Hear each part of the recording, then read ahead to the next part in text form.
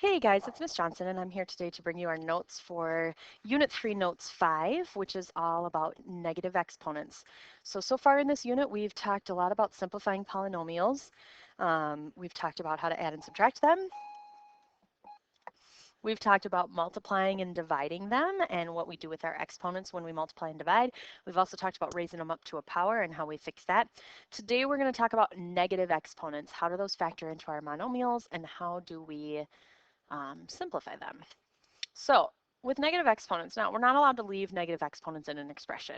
So we have a rule that helps us fix that. And the rule is if we invert the location of the term with the negative exponent, that makes the exponent positive.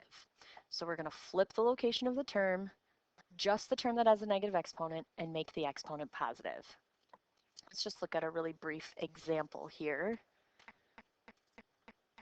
So a basic example that we could look at would be something like x to the negative third power. So if I have x raised to the negative third power, I can't leave it like that. That's not a valid expression. I have to fix it. So imagine this being a fraction, x to the negative third power divided by 1. I need to take that power that's raised, or that x that's raised to the negative power, and move it down to the other location of the fraction. So when I do that, I now am going to have my x to the positive third power on the bottom. So I flip the location, or invert the location, and I raise it to a positive power now. Now, what does that do to the top of my fraction? Well, what's left? When I divide everything out, the only thing I'm left with is a factor of 1. So this is now 1 over x to the positive third. Let's just look at a few more basic examples. So one thing you want to make sure of is that you only flip the location of the variable with the negative exponent. Anything that has a positive power stays where it is, and coefficients that have a positive power stay where they are as well. In number 1, I have 4 times a to the negative second power. So just this a to the negative second needs to move down below. So I'm going to keep the 4 up on the top of the fraction, and now the bottom is going to be a to the positive second power. In number 2, I have 1 over 3x to the negative first. So I take just this x to the negative first power that's on the bottom, and I need to flip that up to the top. And when I do that, I still have that 1 that's up on the top. Now x to the negative first becomes x to the positive first, and the 3 stays on the bottom. So the 1 and the 3 were not raised to negative exponents. They don't move. They stay where they are. Now, if this were a multiple choice test, you wouldn't see it written like this. We all know that multiplying by 1 doesn't change anything, and we also all know that when we take something to the first power, it doesn't change anything. So I don't need to write those two things. I wouldn't mark that wrong if you put that on a quiz, but if you looked at this on a multiple choice test, you would just see the x by itself. So x over 3. In number 3, I have 6a on top and b to the negative second on the bottom. So the 6 and the a are both fine. They're both going to stay up on the top. The b to the negative second needs to go from the bottom up to the top, and that's going to make this 6a, which was already there, and then b to the positive second all over 1, because I'm canceling everything out of the bottom. Now, again, if this were a multiple choice test, you wouldn't see this divided by 1, because we all know that dividing by 1 doesn't change my answer. So I would just see 6a times b to the second power. Number 4, on top of my fraction of number 4, I have 4b to the negative third. On the bottom, I have a to the negative second. I have two things that need to move here. B to the negative third needs to go down to the bottom. A to the negative second needs to go up to the top. The 4 is going to stay where it is. The 4 doesn't need to move.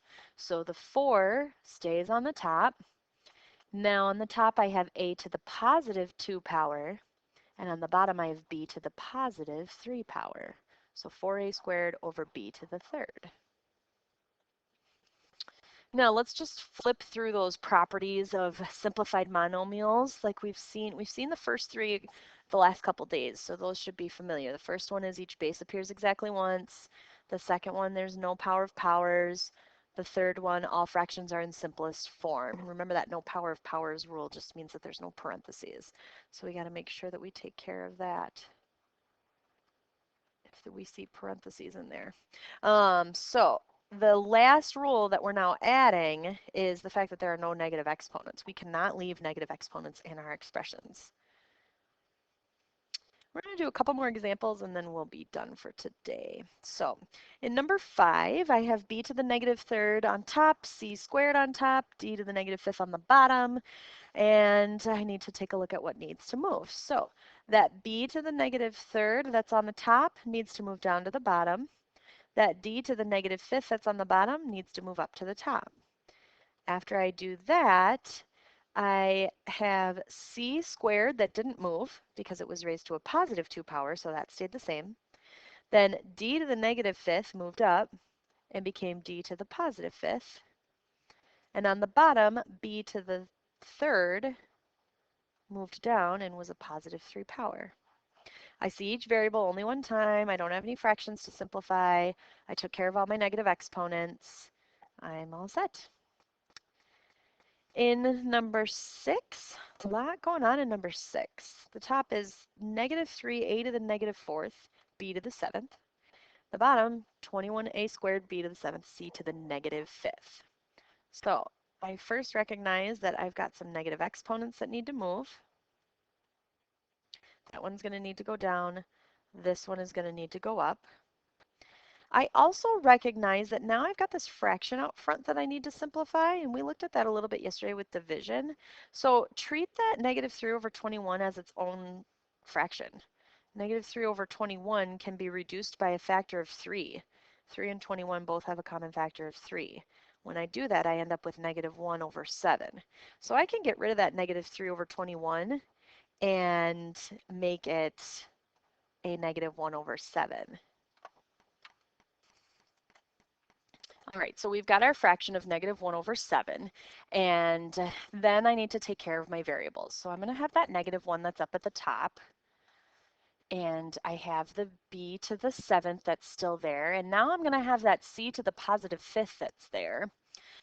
Down on the bottom, I've got that 7 that came from the reducing the 21, and I've got an a to the 2nd, and I now have another a to the 4th, and I still have that b to the 7th there. Now, one other thing that I can do here, or what I should look for next, is see what other variables I can reduce, because I should only see each variable one time. So for example, the b's. I've got b to the 7th on the top and b to the 7th on the bottom. Well, using my quotient rule, 7 minus 7 is 0. If I've got 7 b's on the top, 7 b's on the bottom, everyone's going to cancel, and those are all going to be gone. The other one that I need to fix is the a's. I have a to the 2nd and a to the 4th, and they're both on the bottom, so they're going to be combined together. I need to add those powers, so I am going to have on the top negative 1c to the 5th over 7a to the 6th. Now, that's a perfectly fine way to write your answer, but just know that if this were a multiple choice test, you probably would not see that one coefficient written. You would see the negative, and then you'd have c to the 5th over 7a to the 6th. Oops, 6 there. All right, so we're going to stop our video here at that point, and we will finish up the rest of the examples in class tomorrow. Don't forget to hop back to Schoology and take your quiz, and I will see you tomorrow. Have a great night.